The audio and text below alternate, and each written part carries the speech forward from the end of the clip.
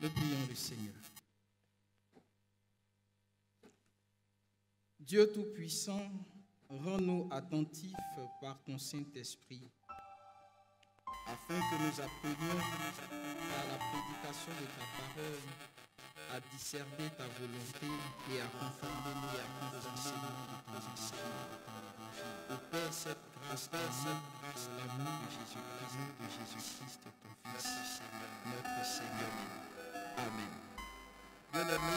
Bien-aimés, pour ce dimanche, pour ce culte spécial, nous avons deux lectures. La première lecture est tirée de l'Ancien Testament, des Psaumes 103, les versets 1 à 2. Psaume 103, versets 1 à 2. De David. Mon âme bénit l'Éternel. Que tout ce qui est en moi bénisse son saint nom. Mon âme bénit l'Éternel et n'oublie aucun de ses bienfaits. Amen. La seconde lecture est tirée du Nouveau Testament, du livre des Hébreux, chapitre 13, le seul verset 15. Hébreux, chapitre 13, le seul verset 15. Par lui, offrons sans cesse à Dieu un sacrifice de louange, c'est-à-dire le fruit de lèvres qui confessent son nom. L'herbe sèche, la fleur tombe, mais la parole de notre Dieu demeure éternellement. Amen. Nous invitons le directoire musical pour un temps d'adoration afin de nous préparer à l'écoute de l'enseignement, la parole de Dieu. Alléluia. Seigneur, nous ce matin, nous venons dans ta présence pour te rencontrer. Nous venons dans ta présence pour être enseignés par toi. Nous venons dans ta présence pour te connaître un peu plus, pour savoir comment nous donner à toi, pour savoir comment t'offrir nos cœurs, pour savoir comment t'offrir notre âme. Seigneur, merci parce que tu nous accueilles et tu nous conduis par ton esprit. Alléluia. Dans ta présence, le cœur assoiffé de toi.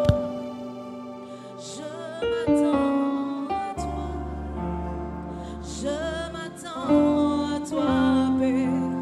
Je viens dans ta présence, le cœur désireux de toi. Je m'attends à toi. Je m'attends à toi, je viens dans ta présence. Est-ce que nous pouvons dire au Seigneur, Seigneur, ce matin, je suis là dans ta présence. Je suis là comme la Samaritaine. Peut-être que je ne connais pas, je ne sais pas les choses, mais je m'attends à être remplie de toi. Je viens dans ta présence. Je m'attends à être enseignée par toi. Je veux que tu me révèles ce qui ne va pas chez moi pour que je puisse bien t'adorer. Je m'attends à toi. Je viens dans ta présence. Le cœur assoiffé de toi. Je m'attends à toi.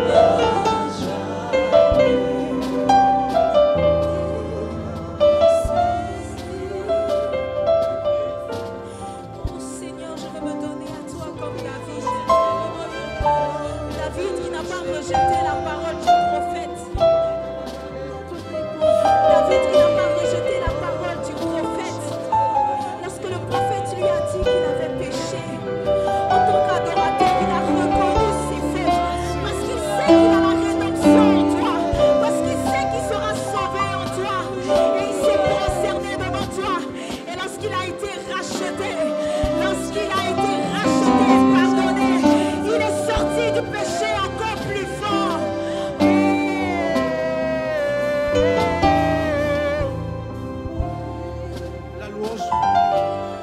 Veuillez vous lever s'il vous plaît dans ce temps d'adoration. Je veux que chacun de nous se lève. Nous avons dit la louange autrement. Il est important que nous puissions adorer notre Dieu de tout notre cœur. Il est important que nous puissions sentir notre adoration. Il est important que notre âme s'élève vers notre Dieu pour lui dire ce que nous ressentons. Je veux que chacun se sente libre dans la présence de Dieu. Si tu veux te coucher, tu te couches. Si tu veux t'arrêter, tu t'arrêtes. Si tu veux t'agenouiller, tu t'agenouilles. Mais sache que tu es devant le grand Dieu qui règne à jamais.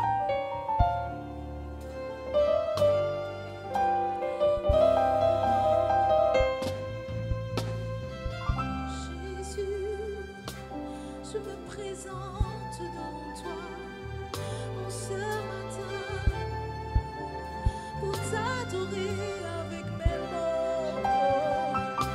Jésus, même si je ne sais rien de toi, oh, je sais au fond de moi que je t'aime. Oh, et je veux me tourner encore vers toi. C'est vers toi, Seigneur. C'est vers toi que je ne veux pas me tourner vers ma propre intelligence, ma propre sagesse, non.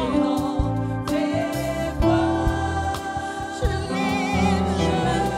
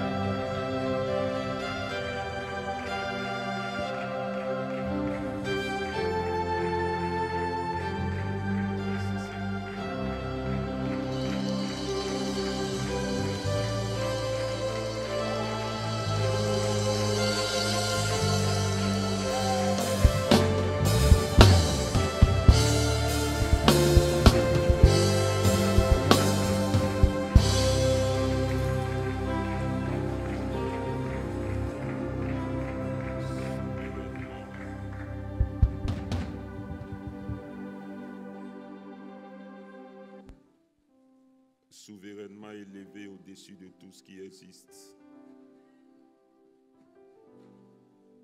À travers l'histoire jusque de nos jours, tu restes l'unique et le véritable. À travers des jours, à travers des siècles, Seigneur, tu restes le même.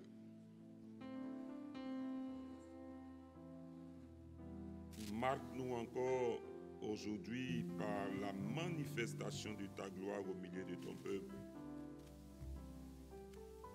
Reçois notre adoration au nom de Jésus. Amen. Veuillez vous asseoir.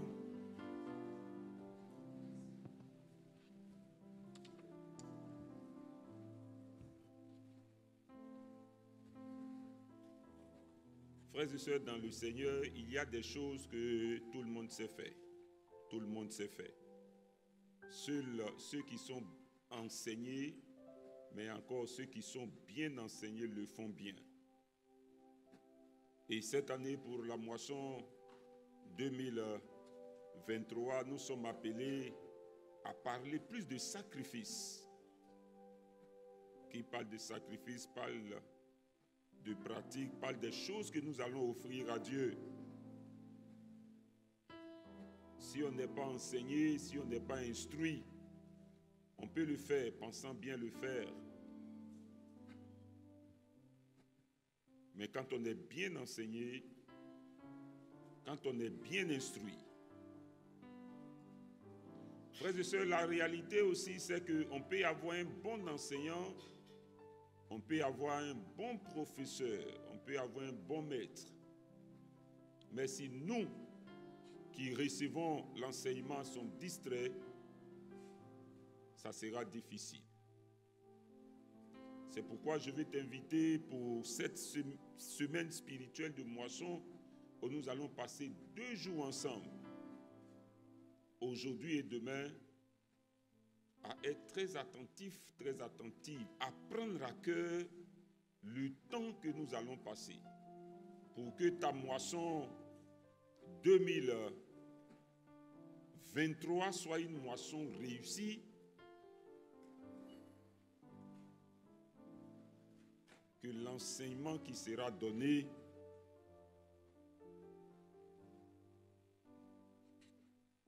soit pris comme un trésor. Et pour réussir cet enseignement, le directoire et la classe de structure qui organisent la moisson nous font l'honneur de recevoir son serviteur, le pasteur chantre Bertrand Oyoua. Il est pasteur de l'église Centre d'adoration Vie Abondante. Il est marié et père de 4 enfants. Il était le président. Quand je le connaissais, il était président des Chantres Unis de Côte d'Ivoire. Aujourd'hui, il est un ex-président, mais il est le président fondateur de l'ACADLA, attendre par ACADLA, Académie de louange et d'adoration. Frères et sœurs, sous vos acclamations, nous allons recevoir le serviteur de Dieu.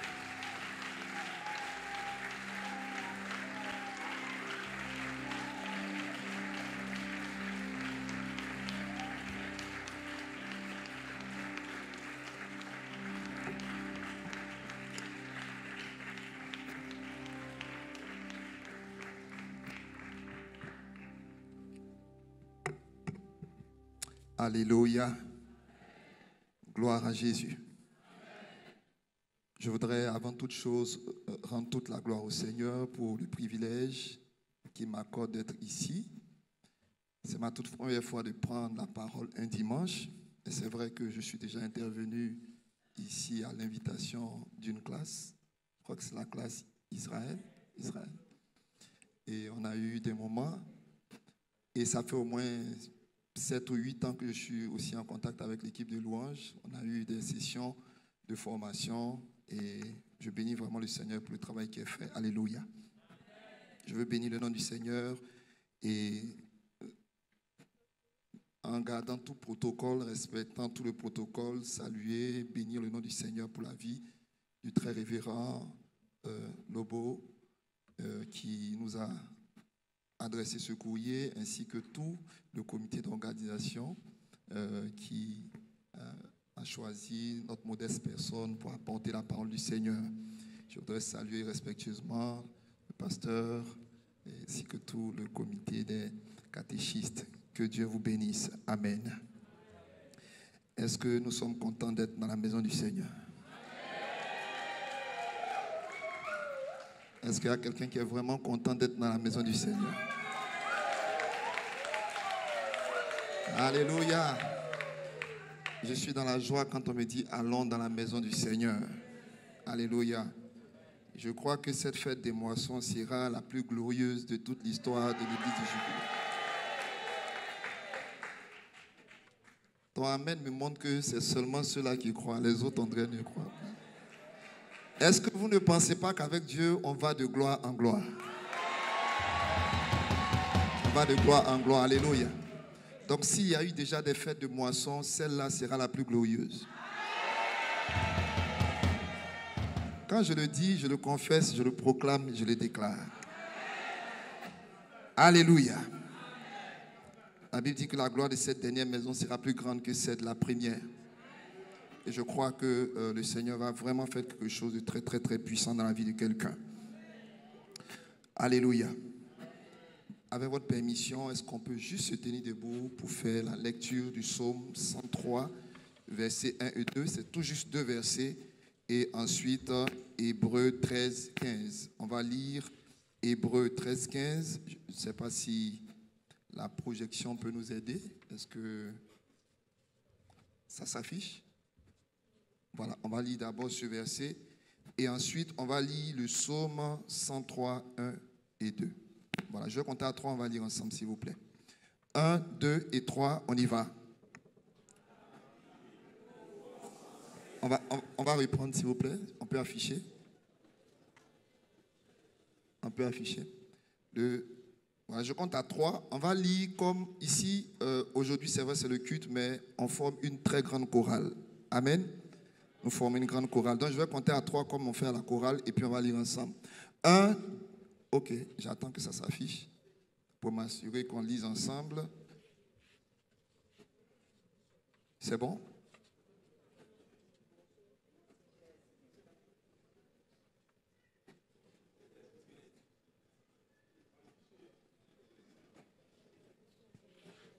On va acclamer pour l'affichage. C'est pas.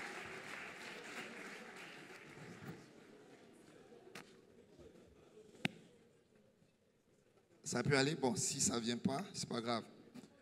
On va dire ensemble. Par lui, offrons sans cesse le sacrifice de louange à Dieu, c'est-à-dire le fruit des lèvres qui confesse son nom. Amen. Amen. On va passer au psaume 103. Psaume 103, versets 1 et 2. Le psaume de David, vous allez répéter après moi. Mon âme, bénit l'Éternel. Que tout ce qui est en moi, bénisse son saint nom. Le verset 8. Mon âme, bénit l'Éternel et n'oublie aucun de ses bienfaits. Alléluia. Avant de vous asseoir, je voudrais que nous fassions quelque chose. Vous savez, ce verset, lorsque nous le lisons en général, nous le lisons « Mon âme bénit l'Éternel et n'oublie aucun de ses bienfaits ». N'est-ce pas? Quelquefois, nous lisons ça comme ça. Mais si vous remarquez bien, il ne dit pas « Mon âme bénit l'Éternel et n'oublie aucun de ses bienfaits ». Il dit quoi? « Mon âme, virgule, bénit l'Éternel ». Est-ce qu'on peut dire ensemble « Mon âme, bénit l'Éternel ». On va reprendre encore « Mon âme, bénit l'Éternel, que tout ce qui est en moi bénisse son saint nom. » Donc ce matin, nous allons commander à notre âme de bénir l'Éternel. Écoutez-moi très bien. Tu vas commander à ton âme de bénir l'Éternel parce que, comme on le verra tout à l'heure dans l'enseignement, l'âme, quelquefois, peut être un obstacle à notre louange. Vous voyez, nous sommes venus ce matin très bien habillés, avec le désir de célébrer Dieu, avec le désir de lui apporter la louange qui lui est due. Mais ce n'est pas toujours facile. Parce qu'au moment où nous sommes en train de bénir, au moment où nous voulons louer le Seigneur, nous pouvons nous souvenir de certaines choses, n'est-ce pas? Nous pouvons nous souvenir d'une situation, et ainsi de suite. Et notre âme, quelquefois, peut nous empêcher de le faire. Parce que l'âme, c'est vraiment le siège de nos émotions. On va en parler tout à l'heure. Je voudrais qu'on fasse quelque chose avant de se rasseoir. Je voudrais que chacun de nous se souvienne. Nous sommes en mars 2023. On va juste prendre comme période de référence l'année 2000. On va partir de l'année 2020 jusqu'à cette période de mars 2023. Ça fera 3 ans et 3 mois.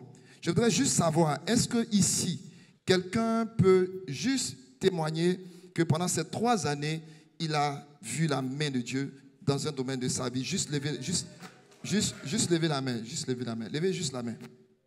Suivez-moi. Levez juste la main. Balance la main comme ça. S'il y a au moins, ok, merci. On va baisser la main. Deuxième chose. Je vais maintenant vous demander ceci. Vous allez vous rappeler d'une chose précise. Une seule chose. Je sais qu'il a tellement fait. Mais ce qu'on va faire maintenant, je voudrais que tu le fasses pour une chose.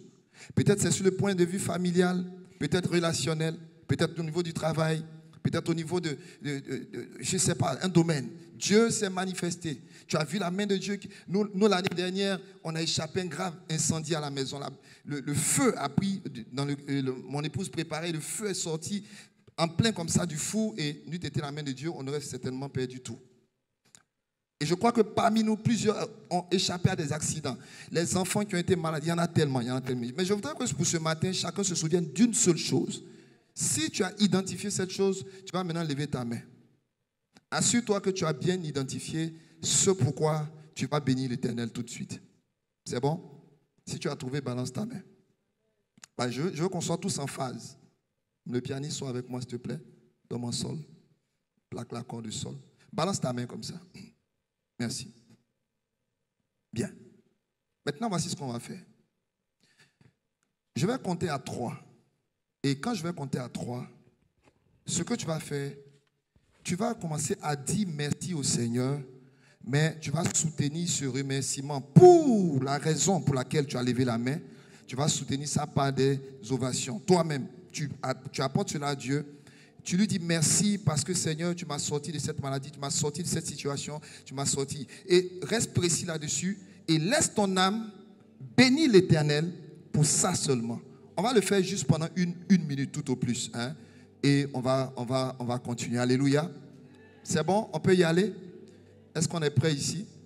On est prêt? Si tu es prêt, lève la main droite. Si tu es prêt, lève la main droite. Alléluia. Chacun identifié. Je vais compter à 3. Quand je vais arriver à 3, vous commencez à battre des mains et vous parlez simplement en lui disant merci. 1, 2 et 3. Bénissons notre Dieu.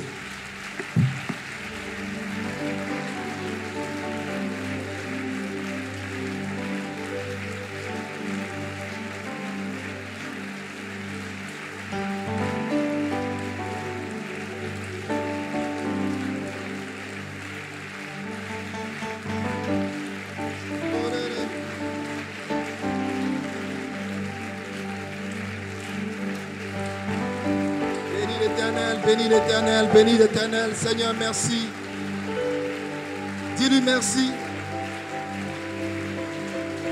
Dis-lui merci. Que rien ne t'empêche de célébrer. Sa fidélité ne dépendra pas des circonstances.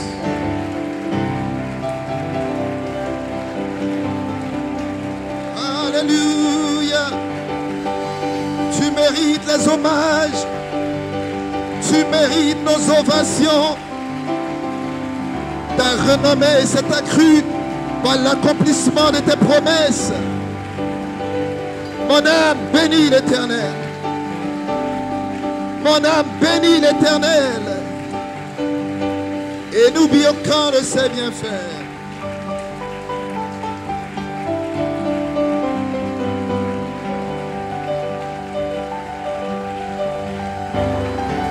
On a béni l'Éternel, alléluia, alléluia, alléluia, alléluia, alléluia.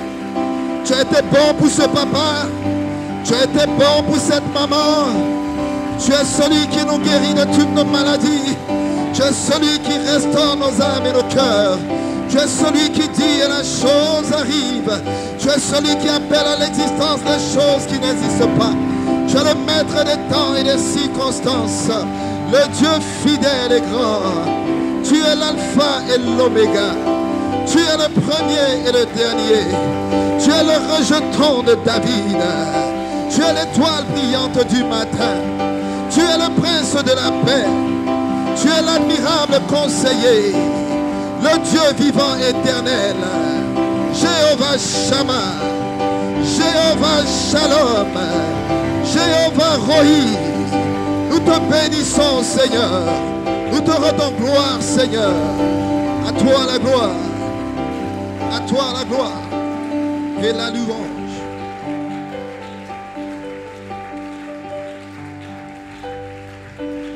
Il vit. Il vit. Mon Dieu vit. À jamais. Est-ce que tu peux le dire ce matin? Déclare avec moi.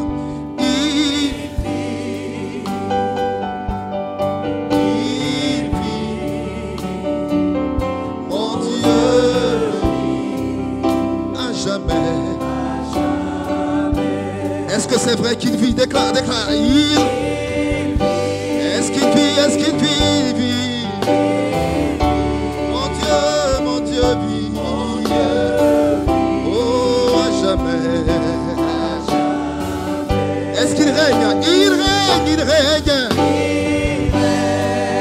Il règne, il règne. Mon Dieu règne à jamais. Est-ce que nous pouvons l'acclamer ce matin? Alléluia. Alléluia. Veuillez vous asseoir, s'il vous plaît, dans la présence de notre Dieu. Amen. Il règne à jamais.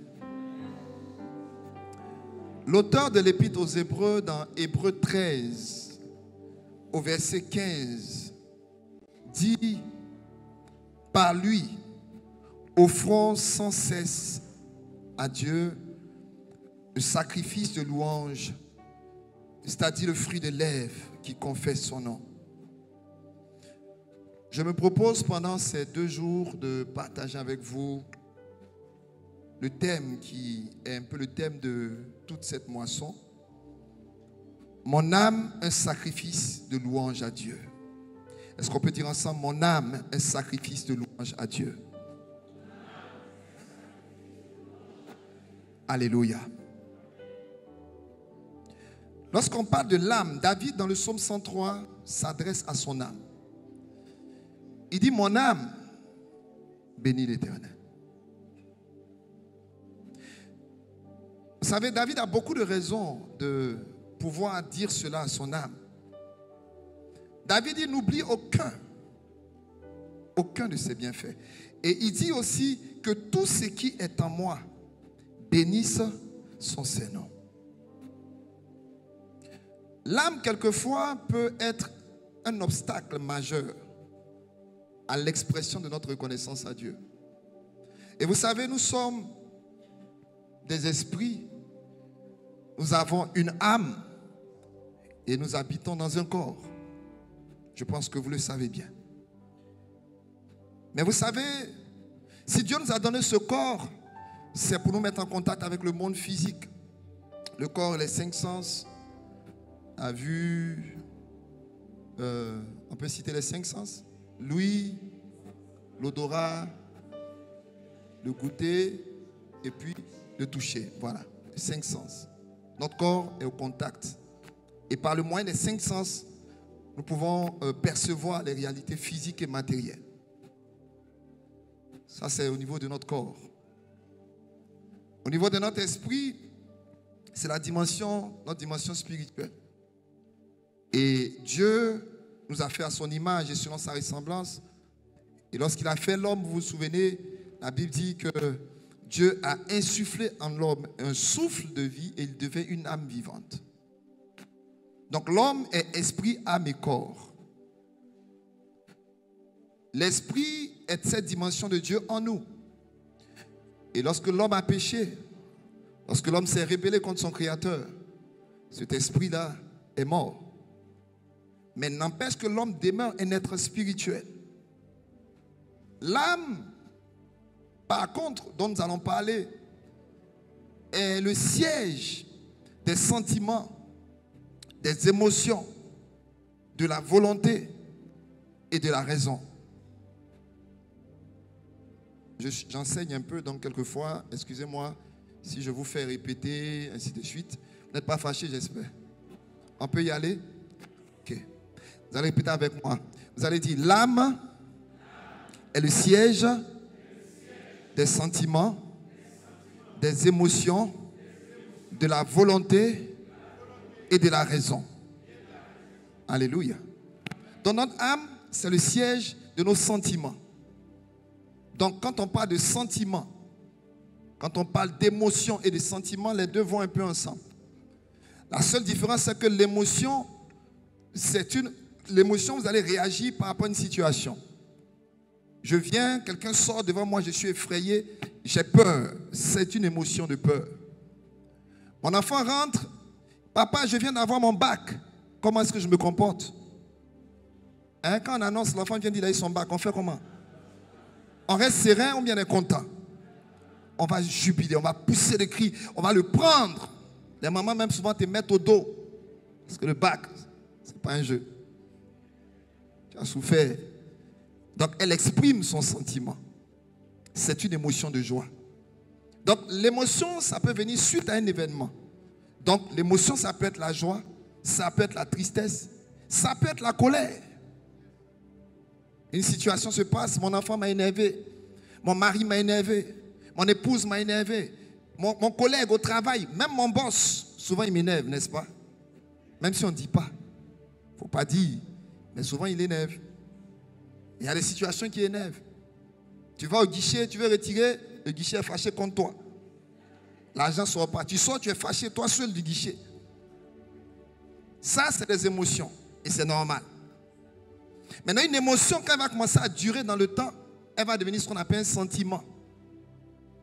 Ça veut dire, une chose, c'est que je sois en colère par rapport à une situation. Une chose, c'est que je sois en joie par rapport à une situation. Une chose, c'est que je sois triste par rapport à une situation. Aussi longtemps que ça reste une émotion, c'est bon. Mais quand ça va prendre la dimension des sentiments, ça veut dire l'émotion s'est cristallisée et a pris une certaine forme et commence à devenir quelque chose de réel. Et si ce sentiment est établi en moi maintenant, c'est que ça reste encore, ça va finir par devenir une habitude et un comportement. Au point où ça va finir par être une manière d'être.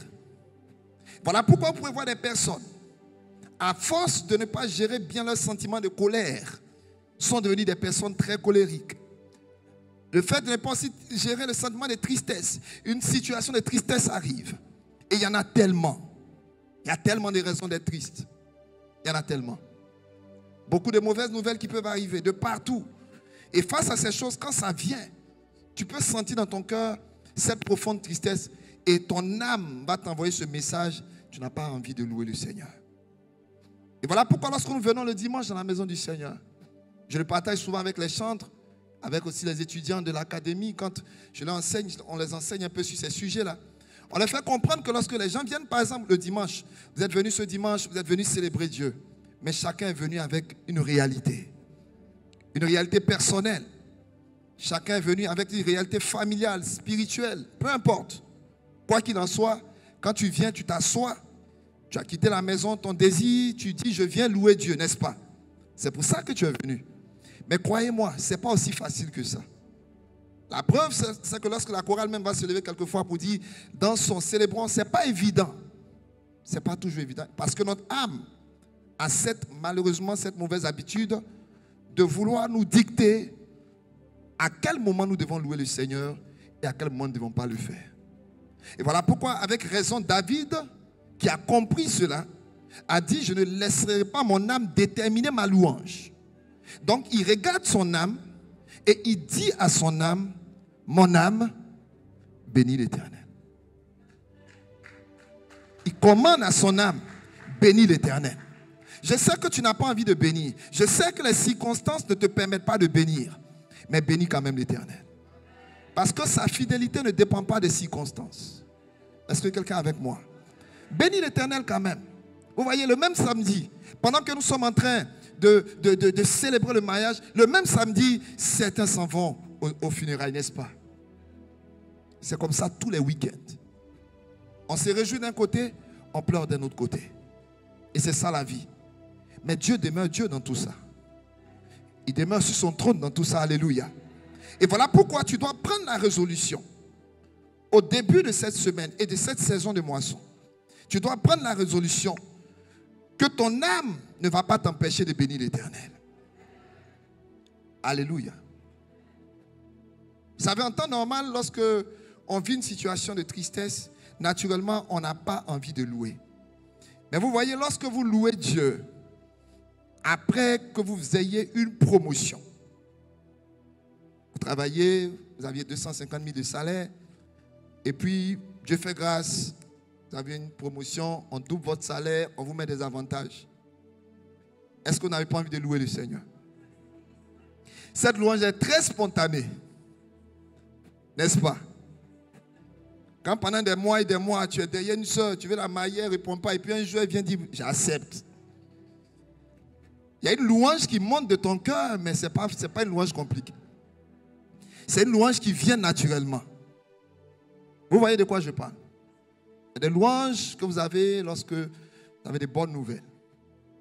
Mais vous voyez là, le problème c'est quoi? C'est que quand vous louez seulement, c'est une très bonne chose de louer le Seigneur quand il y a des bonnes nouvelles. Mais par contre, lorsqu'on vient de vous annoncer que celui que vous aimez, votre enfant, un parent cher à vous, souffre d'une maladie incurable, à ce moment, la louange ne devient pas évidente. Lorsque la banque appelle par rapport à l'hypothèque, par rapport à la situation, et on va mettre la main sur certaines choses, la dernière des choses à laquelle tu penses, c'est louer l'Éternel. Lorsque les braqueurs se sont introduits chez toi à la maison, ont pris des choses, ont pris tes bijoux, sont partis, ils n'ont pas laissé de traces. Et que tu vois ça, la dernière chose à laquelle tu penses, c'est louer l'Éternel. Est-ce que vous êtes avec moi? Donc il y a des situations lorsque ça arrive dans la vie. Louer Dieu n'est pas évident.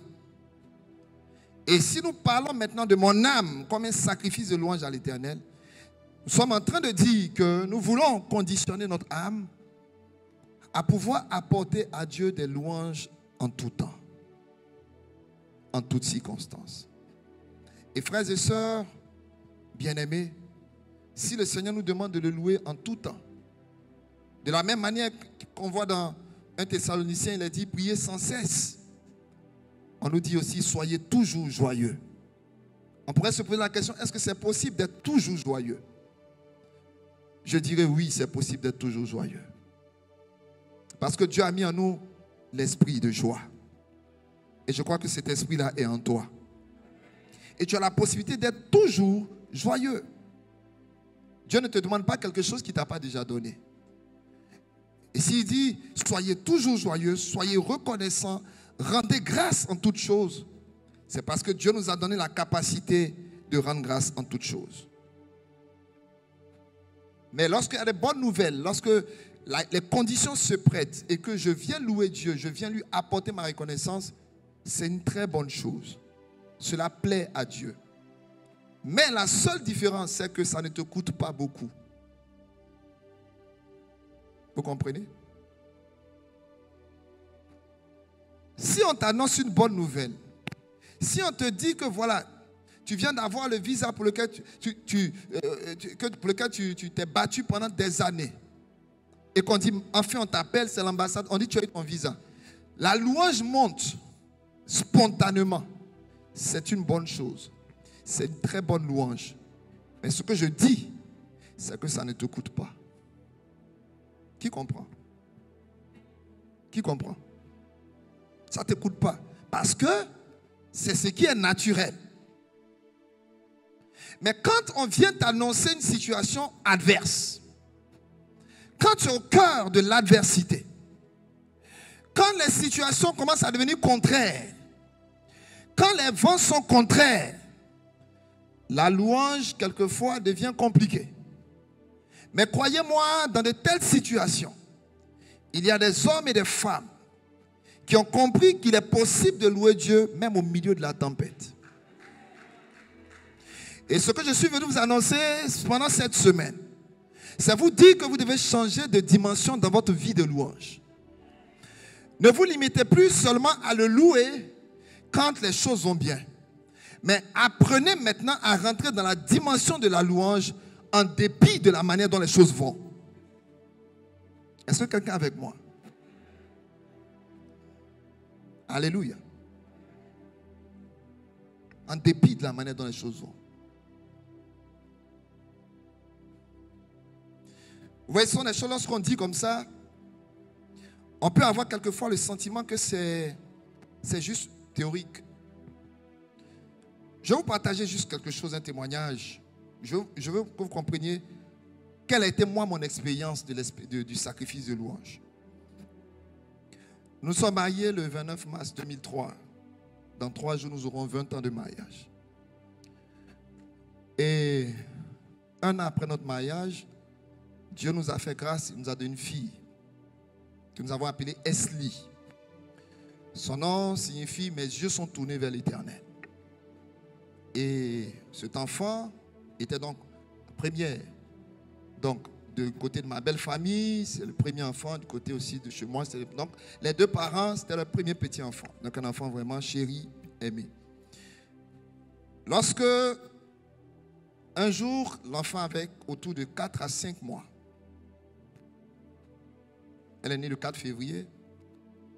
Et au mois de juin, elle avait 4 à 5 mois. Il y a eu quelque chose qui s'est passé. Et c'est comme si mon épouse a reçu clairement. Écoutez bien ce que je vais vous partager. Elle a reçu clairement dans son esprit que le Seigneur dit, je vais reprendre cet enfant. Évidemment, quand vous entendez ça, vous ne pouvez pas toujours penser que c'est Dieu.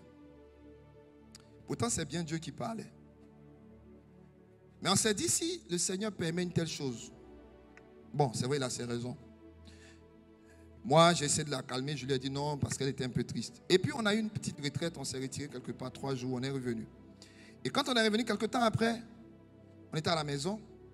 Enfin, elle était à la maison, moi j'étais sorti, j'étais à la répétition. Quand l'enfant a piqué une crise, bizarre, une crise. L'enfant était même en train de partir. Et on est venu précipitamment.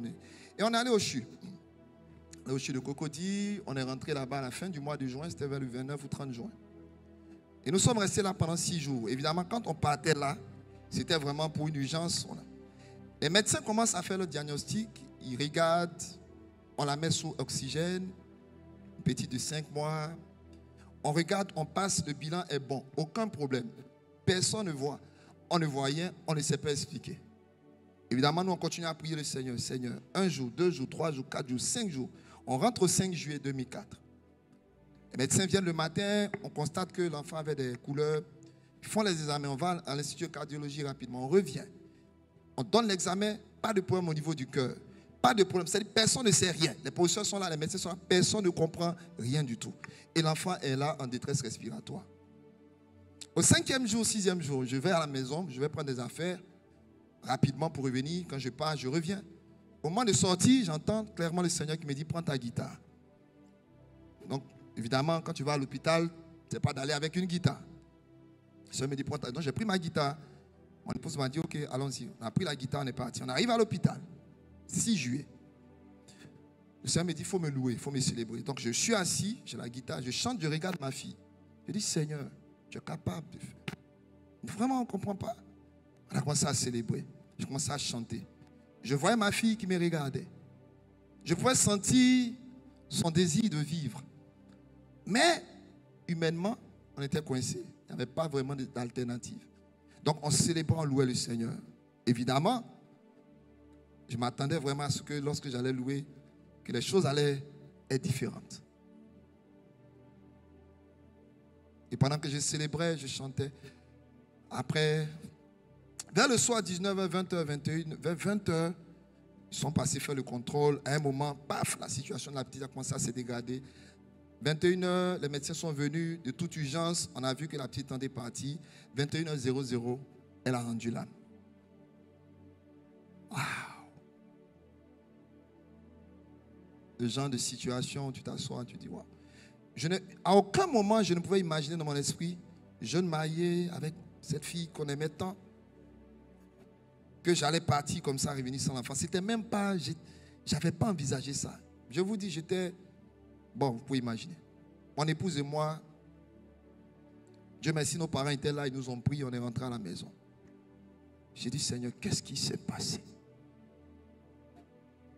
Le 7 juillet, le lendemain, on était à la maison, les gens venaient, on était informés rapidement, les gens venaient nous dire Yako. Et on devait faire rapidement, aller faire l'enterrement rapidement. Et pendant qu'on était assis au salon, le temps de partir, j'entends encore le Seigneur qui me dit, prends ta guitare.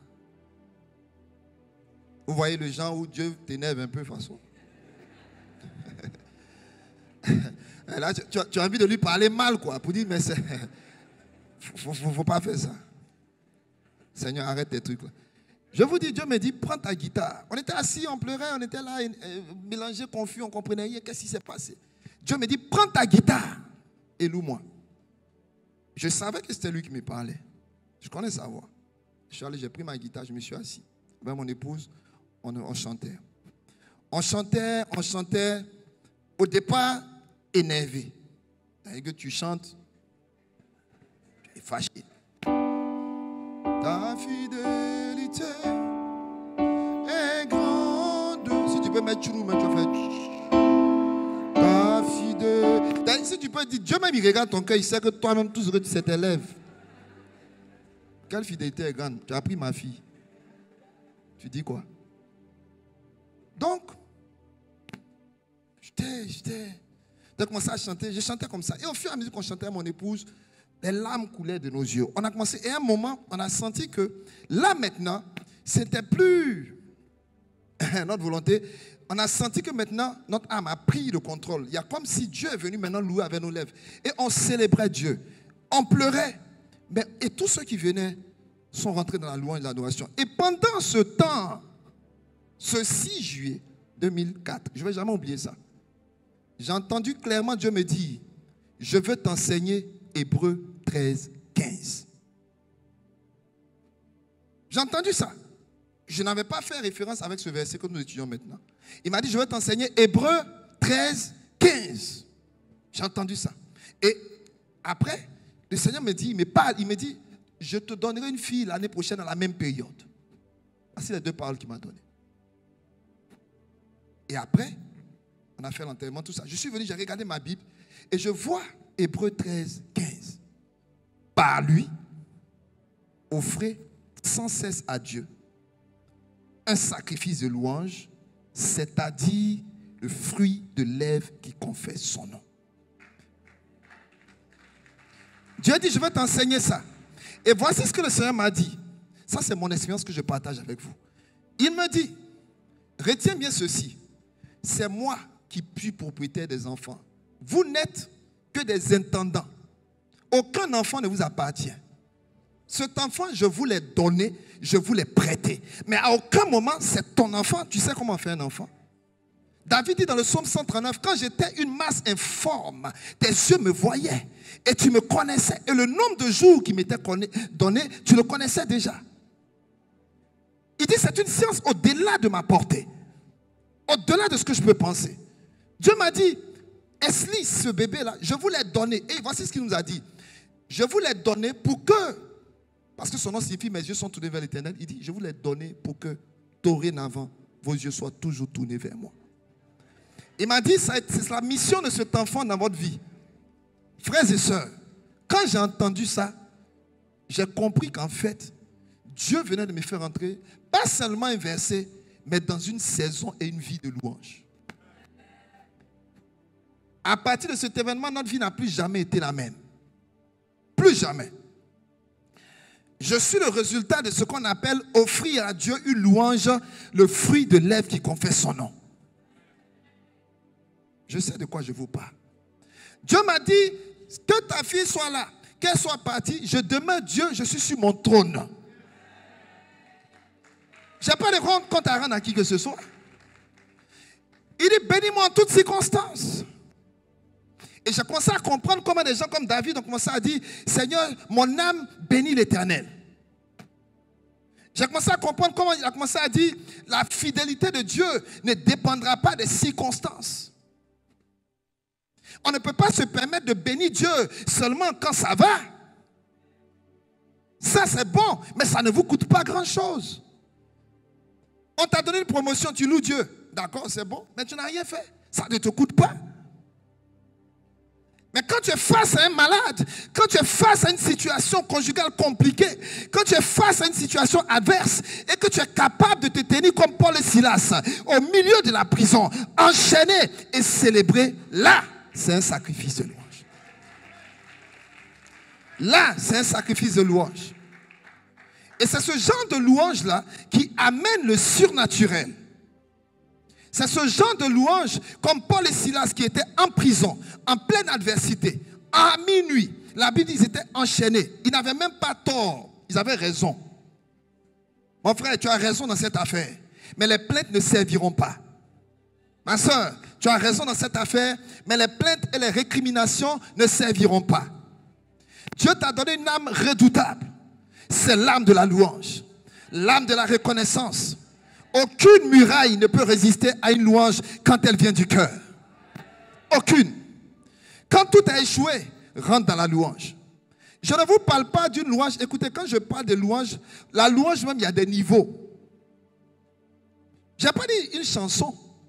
J'ai dit une louange. Dieu dit dans le Psaume 22, verset 4, et pourtant tu es le Saint qui siège au milieu des louanges d'Israël. Ce texte-là, je pense qu'il est bon qu'on le regarde. Donnez-moi, s'il vous plaît, le Psaume 22. Parce que je crois que c'est un verset qui est beaucoup cité, mais qui n'est pas vraiment compris. Comme nous sommes en séminaire, on va essayer d'expliquer un peu les choses à un certain niveau. Regardez bien le Psaume 22. Ce verset que nous citons en général se trouve au verset 4 du Psaume 22. Mais la plupart d'entre nous n'avons jamais lu les 3 premiers versets. Psaume 22. Psaume 22, verset 4. Je veux qu'on lise ça, si on peut nous aider. Et voilà. On peut lire ça. 1, 2, 3, allons-y. Pourtant, tu es le Saint, tu sièges au milieu des louanges d'Israël. Regardez bien ce verset. Regardez bien ce verset. Je ne peux pas venir et puis je vois. Je dis bonjour maman. Pourtant, je ne suis pas passé, je te vois. Bonjour maman. Pourtant, j'ai soif. Une phrase ne commence pas par pourtant. Le verset là, il y a pourtant dessus. Ça veut dire qu'il faut lire avant pour comprendre. Remontons au verset 1 maintenant, la projection. Je veux qu'on lise ensemble les 3 premiers versets et vous allez voir les circonstances qui ont permis d'arriver au verset 4. Donne-nous s'il te plaît les premiers versets. Au chef, allez-y ensemble. Au chef des chantres, sur biche de l'aurore, oui. Psaume de David, oui. Allons-y. Bon, là vous avez lu, mais je veux que vous viviez le psaume. Le point d'exclamation là, c'est quelqu'un qui est en souffrance. C'est quelqu'un qui est en train de traverser une situation de douleur. Est-ce qu'il dit, mon Dieu, pourquoi? Comment il dit? Quand c'est chaud chez toi, il faut dire, ça va voir. On y va, 1, 2, 3.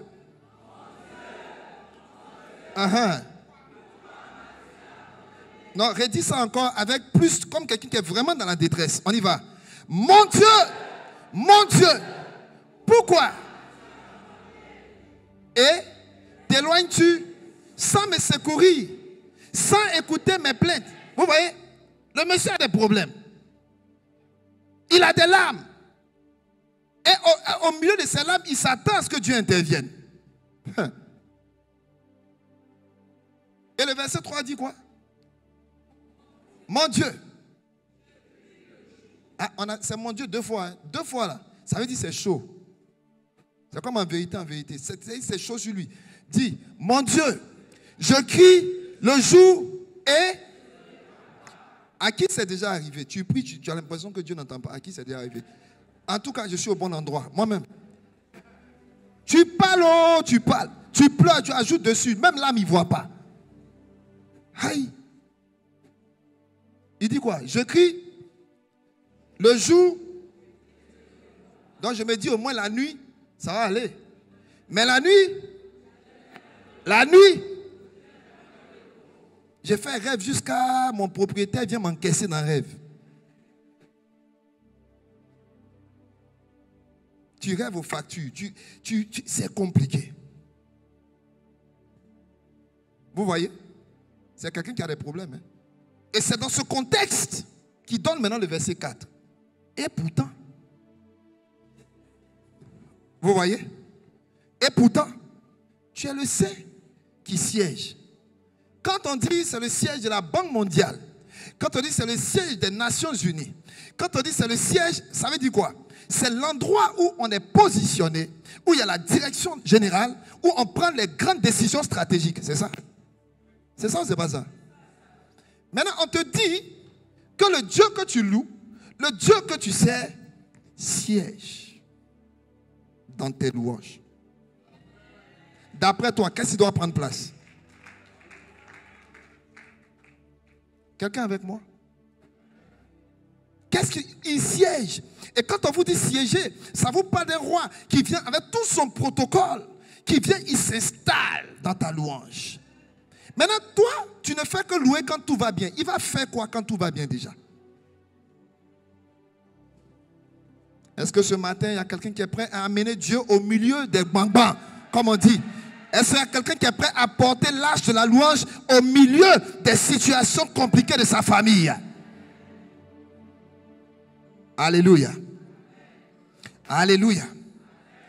Ce que je suis en train de partager avec vous sera très déterminant par rapport au choix que vous allez faire. Cette année, frères et sœurs, je sais que chaque année, on fait la moisson. Et tout à l'heure, lorsque la responsable passait, j'ai noté un peu.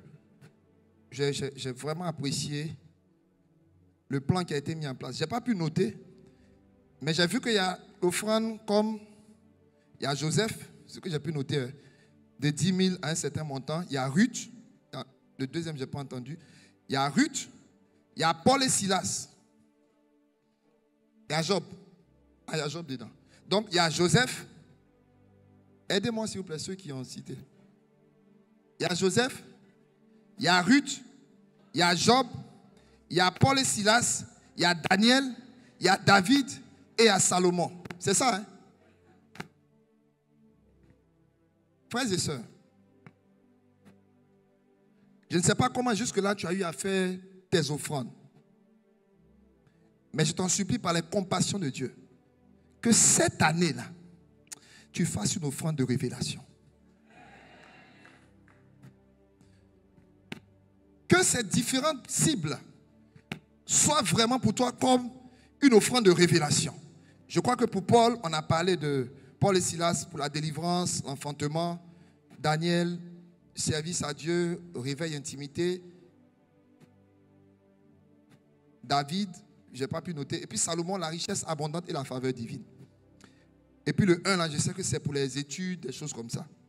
Quoi qu'il en soit, frères et sœurs, quand vous venez faire à Dieu, quand vous venez apporter à Dieu un sacrifice, parce que le sacrifice de louange, qui sera aussi accompagné de l'action de grâce, la reconnaissance matérielle, financière, retenez bien ceci.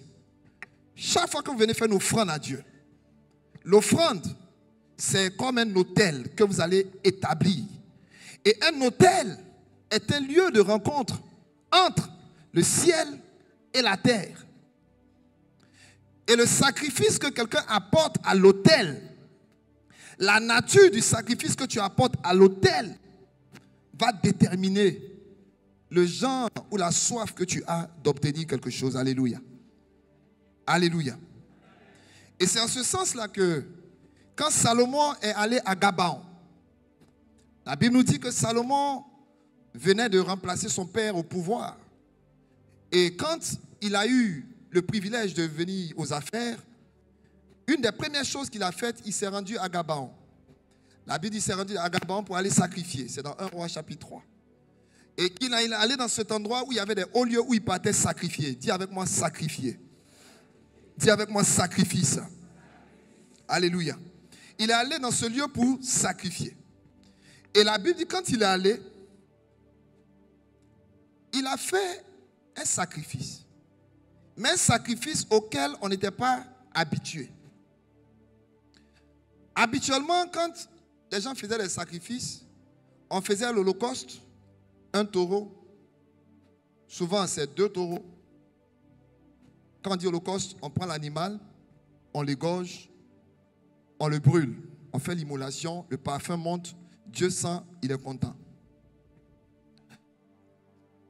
Et Salomon va faire quelque chose d'inédit. Dis avec moi inédit. Voici ce que Salomon va faire. Il fait venir pas un bœuf, pas 2 bœufs, des bœufs, des taureaux, je ne sais pas. C'est pas 3. Il fait venir un troupeau. Et on commence le sacrifice. 1, on brûle. 2, on brûle. 3, on brûle. Il y a plusieurs autels comme ça. On brûle, on égorge, on brûle. Salomon dit, amenez. Les gens regardent le roi. On dit, roi, ça fait 50 ans. Il dit, continuez. On envoie encore 50, 52, 100. On dit, roi, les bœufs là vont finir. Il dit, envoyez. 100, 200, 250. Continuez, sacrifiez, faites monter. 350. Tout le monde dit, ah, le roi est devenu fou. Hein. Il va vider le troupeau. Envoyez encore 500, 600. Il brûle. On brûle le parfum. On égorge. On brûle, le parfum monte. On égorge. On brûle. 700, 750, 780. On égorge, on brûle, le parfum monte. 800, 900. Imaginez un peu comment le coin devait être. Quand vous lisez les Écritures comme ça, n'allez pas vite. Prenez le temps de bien regarder. Moi, j'ai médité ça jusqu'à c'est comme si je me suis retrouvé dans la scène là-bas. Tout l'endroit, imaginez 1000 holocaustes. Quand ils ont atteint 1000, l'endroit était saturé.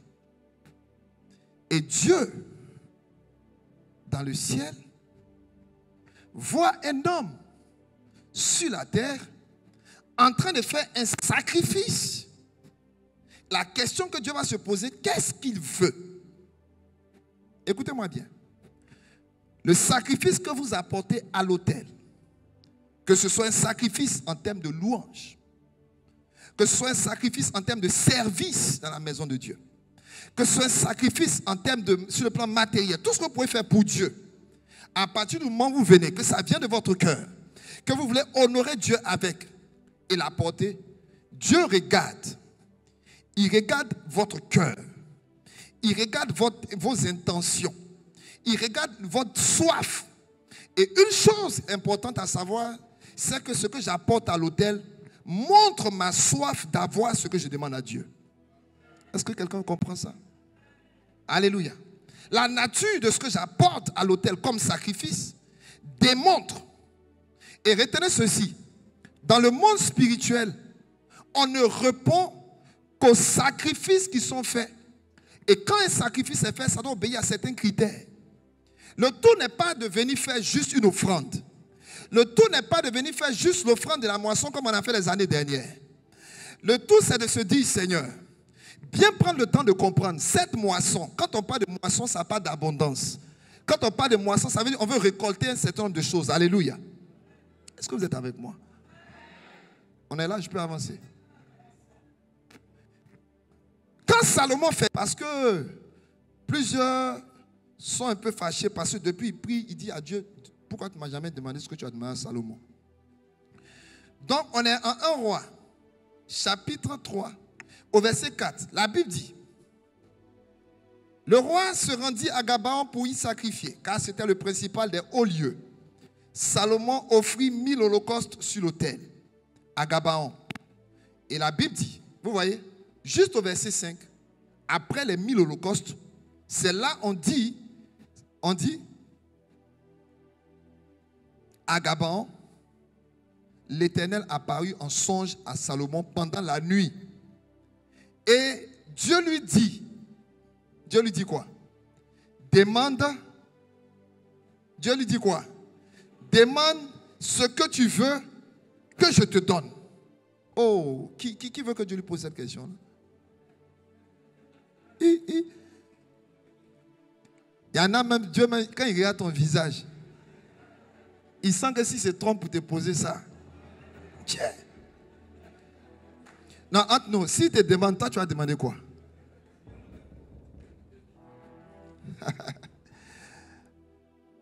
Les sujets seront, il y aura toutes sortes de demandes.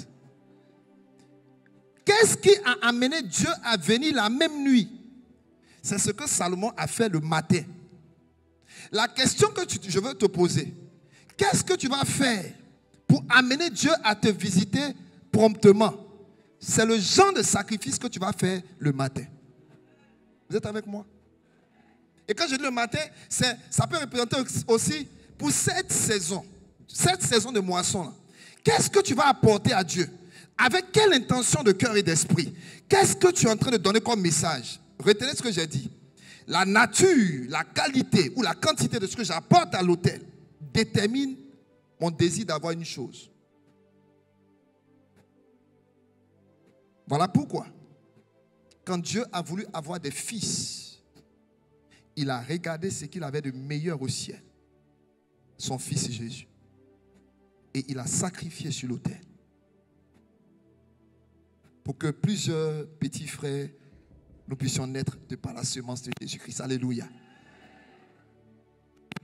Parce qu'il voulait avoir des fils et des filles partout dans le monde, il devait donner ce qu'il avait de meilleur. Salomon, en faisant ça, a provoqué Dieu. Et Dieu est venu lui poser une question. Question que nous tous, on aimerait bien que Dieu nous pose. Demande ce que tu veux. Et Salomon va lui dire simplement, Seigneur, mon père était un homme expérimenté. Mon père était un homme avec qui tu as traité une alliance. Mon père était vraiment quelqu'un d'exceptionnel. C'était un adorateur. Et il a régné avec puissance. David, pendant son règne, n'a jamais perdu une seule bataille. Il a régné 40 ans. Saül a régné 40 ans. Mais pourtant, au terme des 40 ans, Dieu a rejeté Saül et il a pris David. Salomon aussi va régner 40 ans. Les trois ont régné 40 ans. Mais celui qui a atteint le niveau de gloire le plus élevé aux yeux de Dieu, c'était David. Mais en termes de richesse, c'était Salomon. Est-ce qu'on est ensemble? Mais ce que Salomon a fait a provoqué Dieu. Et Dieu lui a dit, demande. Et voilà ce qu'il fait. Il dit, moi je veux juste que tu me donnes la sagesse. Il dit au verset 8, ton serviteur est au milieu du peuple que tu as choisi, peuple immense, qui ne peut être ni compté, ni nombré à cause de sa multitude. Accorde donc à ton serviteur un cœur intelligent, pour juger ton peuple, pour discerner le bien du mal. Car qui pourrait juger ton peuple, ce peuple si nombreux? Donc il a eu le souci de faire quoi? De gérer le peuple de Dieu. Juger le peuple, ça parle de gestion. Ça veut dire, donne-moi la sagesse pour m'occuper de ton peuple. Il a pensé à l'intérêt de Dieu d'abord. La priorité du royaume. Alors, voici ce que Dieu lui dit. Voici ce que Dieu lui dit. Au verset 10. La Bible dit, cette demande de Salomon plut au Seigneur. Ce qui veut dire que ce n'est pas toute demande qui plaît au Seigneur. On peut faire des demandes, mais ce n'est pas nécessairement que ça plaît au Seigneur. Mais Dieu a aimé cette demande de Salomon. Et pourquoi? Voici ce que Dieu dit. Puisque c'est là ce que tu demandes, puisque tu ne demandes pas pour toi, ni une longue vie, est-ce que ce n'est pas légitime de demander une longue vie? Hein? C'est pas légitime? C'est légitime, n'est-ce pas? Il dit tu ne demandes ni une longue vie, ni des richesses, ni la mort de tes ennemis. D'autres, il y a longtemps, ils auraient donné tous leurs ennemis. Tue-les. Seigneur, voilà la liste, ça. Surtout lui là, le monsieur Tug là. Tue-le. Lui, ses enfants, tue-les d'abord. Vraiment, on a des prières compliquées. Hein? On a des prières compliquées. Cette demande plus à Dieu. Ça veut dire qu'il y a des prières qui ne plaisent pas à Dieu. Voilà. Bon, je n'ai pas dit que Mais en tout cas, tu me comprends. Bon. Ce qui est sûr, il n'a pas demandé la mort de ses ennemis. Et que tu demandes quoi? De l'intelligence pour exercer la justice. Voici, j'agirai selon ta parole. Je te donnerai un cœur intelligent et sage, de telle sorte qu'il n'y aura eu personne avant toi et qu'on ne verra jamais personne. Et il dit au verset 13, je te donnerai en outre ce que tu n'as pas demandé. Des richesses, de la gloire. Et de telle sorte qu'il n'y aura pendant toute ta vie aucun roi qui soit ton pareil. Alléluia. Alléluia. Tout ça, ça a été déclenché par quoi? Par une offrande particulière et sacrificielle. Je vous donne l'exemple de Salomon. Mais c'est pour vous dire que peut-être que toi, tu ne seras pas amené à sacrifier 1000 holocaustes. Mais je vous assure, sacrifier 1000 bœufs, ce n'est pas facile. Hein? N'est-ce pas? Et pourtant, qu'est-ce qui l'a poussé à faire ça? Le roi avait une soif dans son cœur. Il avait un désir d'honorer Dieu. Et je veux dire à quelqu'un que pendant que tu es en train de te préparer pour cette semaine qui va nous conduire à la Pâque et tout ça, souviens-toi du sacrifice, de l'œuvre excellente de la croix. Alléluia. De ce que Jésus a fait. Et souviens-toi que lorsque tu viens lui apporter un sacrifice de louange, ton âme doit s'aligner. Tes émotions doivent s'aligner. Ta raison doit s'aligner. Pour dire, Seigneur, tu mérites la louange. Tu mérites l'action de grâce. Quelquefois, on finit vraiment par penser que Dieu, c'est pas trop important de lui dire merci. Vous connaissez le texte de Luc? Les 10 personnes qui sont venues voir Jésus, c'était des lépreux. Tous malades. Tous lépreux. Et quand ils ont vu Jésus de loin, la Bible dit, de loin, ils se sont présentés à Jésus. Et ils ont dit, Maître, tu peux nous rendre purs. Le Seigneur ne les a pas touchés. Il leur a dit, allez-y, allez-y. Allez voir le sacrificateur et puis, voilà, ce sera fait. Quand Jésus disait ça, ils étaient encore lépreux. Mais quand ils se sont mis à partir, ils ont constaté quoi? Qu'ils étaient tous guéris. Ils étaient au nombre de combien? Combien? 10. Et j'imagine la scène des 10 qui arrivent et qui constatent leur guérison.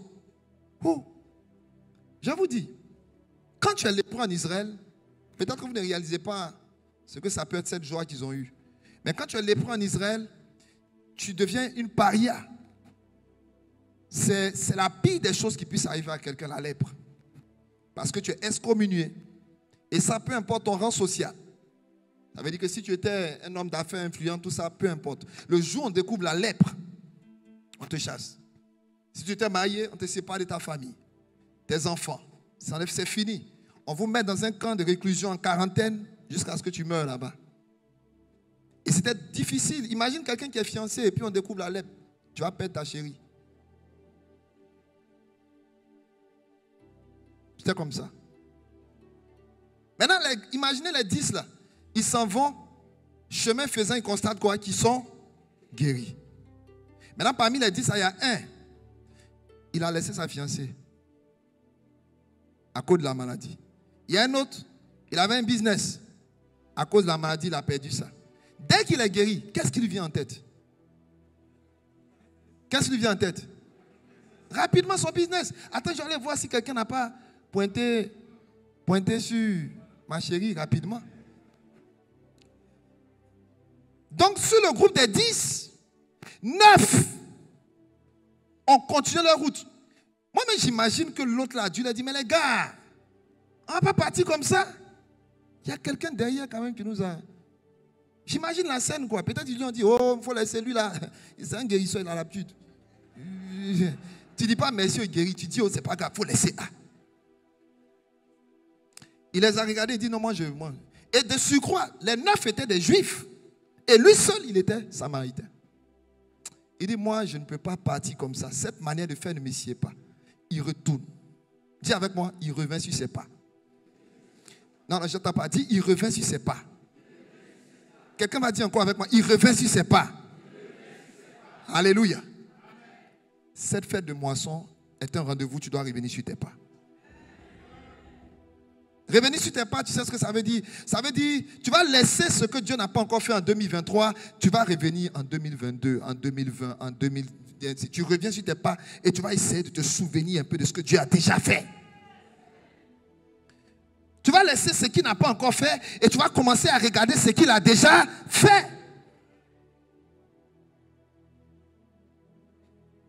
Quelqu'un peut faire ça? Alléluia. Et quand le monsieur est revenu, Jésus était là. Jésus savait. Jésus attendait. Jésus voit un seul qui vient. Il a guéri combien? Et combien reviennent? Aïe.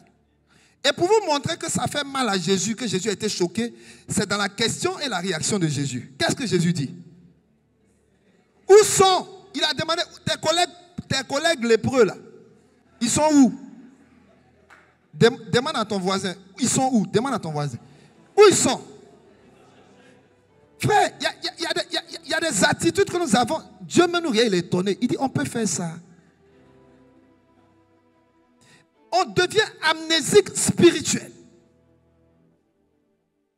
Quand nous avons un besoin, quand nous avons une situation du moment, nous avons une tendance à nous comporter comme si Dieu n'avait rien fait.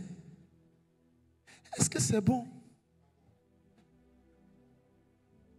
Jésus dit, où sont les 9 autres?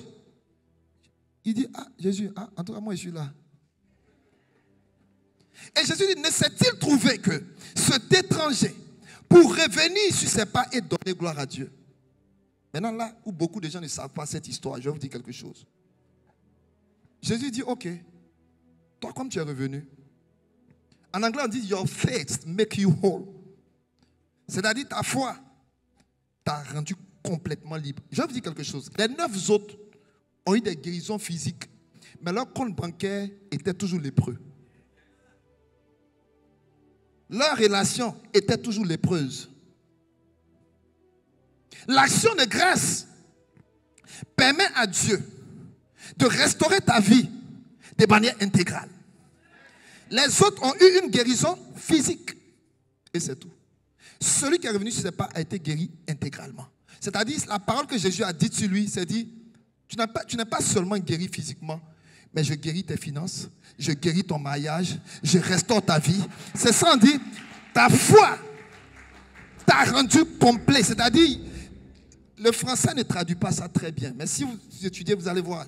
T'as dit, ta foi, ce que tu as fait en revenant vers moi, là, je vais maintenant sceller ta guérison sur tous les autres domaines de ta vie. Vous voyez, souvent, on prend juste un peu alors que Dieu veut nous donner la totalité. Pourquoi prendre les miettes quand le pain est pour toi?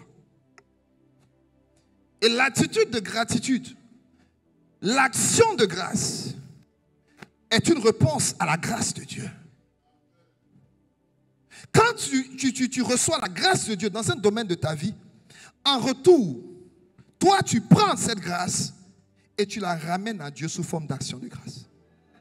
Donc la grâce entraîne l'action de grâce. Donc la grâce, c'est Dieu qui l'amène sur ta vie. L'action de grâce, c'est toi qui ramènes ça à Dieu pour la grâce que tu as reçue. Et quand tu amènes à Dieu l'action de grâce pour une grâce, Dieu te donne encore une autre grâce supérieure. Et cette autre grâce supérieure, si tu es capable de la prendre et la convertir en action de grâce, Dieu te donne une autre grâce encore supérieure. Qui est avec moi? Qui me suit? La grâce déclenche l'action de grâce. Quelqu'un avec moi? Vraiment, comme je vous ai dit, cette année, la moisson de cette année sera différente.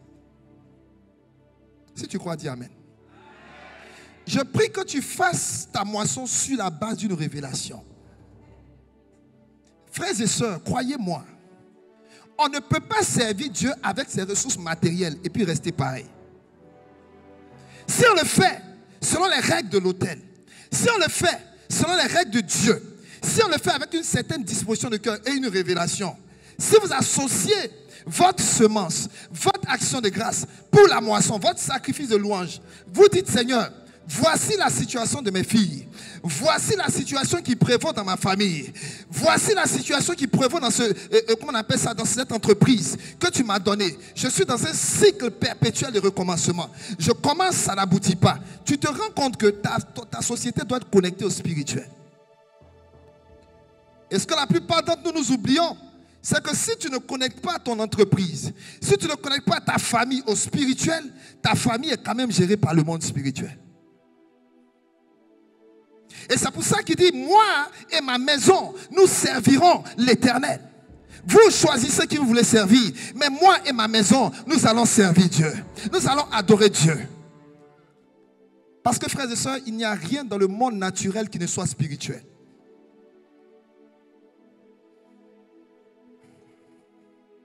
Pendant que je m'apprête à finir, et on va rentrer dans un petit moment d'adoration, je vais vous dire quelque chose. La Bible est claire. Ce que Jésus a fait pour nous. La Bible dit dans Galates 3, verset 13, que Christ nous a rachetés de la malédiction de la loi, afin que la bénédiction d'Abraham ait son accomplissement parmi nous, nous les gentils. Et aujourd'hui, nous sommes aussi au bénéfice de la bénédiction d'Abraham. Il y a beaucoup de malédictions générationnelles qui nous suivent. Frères et sœurs, si ce n'est pas la miséricorde de Dieu, si ce n'est pas sa grâce, personne parmi nous ici ne peut se tenir pour demander quelque chose à Dieu. Personne. Personne ne peut. Mais le sang de Jésus-Christ, quand bien même il est encore valable, mais vous devez être conscient de ceci. Tout ce qui concerne des réclamations familiales, des réclamations de sang, la Bible dit le sang de Jésus parle plus fort que le sang d'Abel. Alléluia. C'est vrai, il y a des réclamations. Mais vous savez, aussi longtemps que vous n'êtes pas, vous n'avez pas la révélation, c'est la révélation de la parole qui est claire. David dit, la révélation de ta parole est claire et donne de l'intelligence. Chaque fois que Dieu veut amener dans ta vie une solution, chaque fois que Dieu veut amener dans ta vie une réponse ou un exaucement, il applique Jérémie 33 qui dit, invoque-moi et je te montrerai des choses. J'entends pas. Des choses. Quand tu l'invoques, il te répond. Comment il te répond? En te montrant des choses cachées. Pour chaque situation que tu vis, il y a une chose cachée. Et je vous dis, frères et sœurs, plusieurs dans cette communauté vont voir des situations décantées parce qu'ils auront compris la portée spirituelle de cette fête de moisson. Parce qu'il y a des choses cachées que tu ne connais pas, que ta vie peut prendre certaines allures. Parce qu'il y a des choses cachées que tu ne connais pas, que tes enfants peuvent vivre un certain nombre de choses, ainsi de suite. Frères et sœurs, nous sommes là, nous savons ce qui se passe, nous savons ce que nos nations traversent, nous savons comment le monde entier est sous l'influence du malin. La Bible dit que l'iniquité va s'accroître en Matthieu 24, verset 12. Et l'amour d'un plus grand homme va se refroidir. Aujourd'hui, à cause de l'iniquité, à cause de la méchanceté, les cœurs sont devenus durs. Les gens sont devenus compliqués. Le monde est devenu compliqué. Les ressources, c'est devenu compliqué. Tout est monté, n'est-ce pas? Oh, mais avant, je ne croyais pas. Mais la dernière fois, je suis allé au marché, ma femme me dit, hein? C'est pas possible. Tout est monté. Maintenant, imaginez dans ce contexte-là. Dieu dit dans ce contexte-là, je veux demeurer Dieu. Je veux demeurer celui qui va pouvoir à vos besoins. Il dit, ne vous inquiétez pas. Et je pense que nous sommes arrivés à un temps où l'Église, où les chrétiens, ils doivent vraiment avoir une différence entre ceux qui servent Dieu et ceux qui ne le servent pas. Et comment cela sera possible? Par la connaissance des principes du royaume. Et je crois, je suis de ceux qui croient, c'est ce que je vis depuis tellement d'années. Je crois en la puissance de l'action de grâce. Je crois en la puissance de la louange. Je crois en la puissance de l'offrande sacrificielle. David avait la possibilité de prendre l'air d'Aravna. Il lui a dit, écoute, tu es mon roi, pourquoi est-ce que je vais te taxer? Prends le terrain, prends les bœufs, fais le sacrifice. David dit, jamais. Je ne prendrai, je ne peux pas venir offrir à Dieu ce qui est à toi. Ça ne m'écoute pas et moi je vais donner à Dieu. Je refuse ça. C'est ce que David a dit. Voilà pourquoi David reste un homme exceptionnel. Voilà pourquoi David reste cet homme qu'on appelle un homme selon le cœur de Dieu. David a su toucher le cœur de Dieu. Au moment où Dieu lui a donné la victoire sur tous ses ennemis, je vous ai dit, David n'a jamais perdu une seule bataille. Dieu l'avait béni de tous côtés. La Bible dit qu'il lui a donné la paix de tous côtés. Plus d'ennemis, ni à gauche ni à droite. Il est rentré chez lui un matin, il s'est couché. Dans sa maison chic, tout ce qu'il avait. Et il a pensé dans son cœur. Mais moi, je suis couché là, à l'aise. Il s'est souvenu d'où il vient. Il s'est levé, il dit non. Ce n'est pas possible que moi, David, je sois couché. Et là, ce Dieu est sous une bâche. Je vais bâtir une maison à l'Éternel. Regardez bien. Il n'a pas fait un séminaire. Personne n'est venu lui dire ainsi par l'Éternel. Il a juste pensé à Dieu. Il s'est juste soucié un peu de Dieu. Il a pensé au bien-être de Dieu. Il a pensé à la maison de Dieu. Et quand il a dit ça au prophète Gad, le prophète lui a dit, mais écoute, tu es un bien-aimé de Dieu, fais ce que tu as dans ton cœur. Et la Bible dit, David a dit, je vais bâtir. Et c'est David, écoutez-moi bien, je vais finir. C'est David qui a pris 2/3 de tous les matériaux du temple. C'est David qui a préparé ça pour Salomon. L'or, l'argent, en quantité inimaginable. Il a tout apprêté. Il a fait les plans. Ce n'est pas un projet de Salomon, c'est un projet de David. Dieu a regardé l'amour que David avait pour lui. Dieu dit, ah, David, depuis que vous avez quitté l'Égypte, je vous ai sorti tout ce temps. Est-ce que j'ai demandé à un homme une fois de me faire une maison?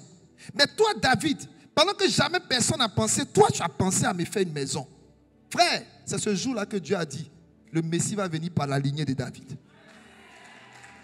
Pourquoi? Parce que David, par son attitude de cœur, a touché le cœur de Dieu. Et Dieu s'est dit, si mon fils doit venir, qu'il vienne par la lignée de David.